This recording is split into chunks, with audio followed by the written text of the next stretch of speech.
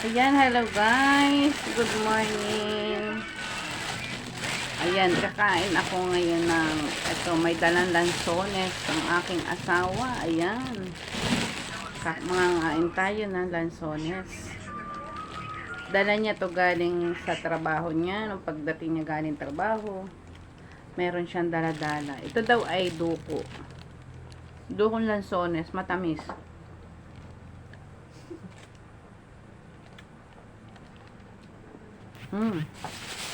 Marami na akong nakain, guys. Ito na. Halos isang plastic na.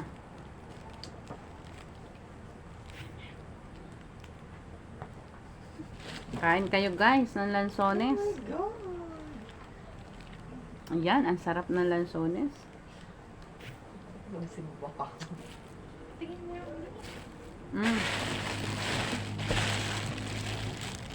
Dami yun. Pero, kaya ko tong kainin lahat. Basta mga prutas. Yan, matyaga akong kumain yan. Thank you guys for watching.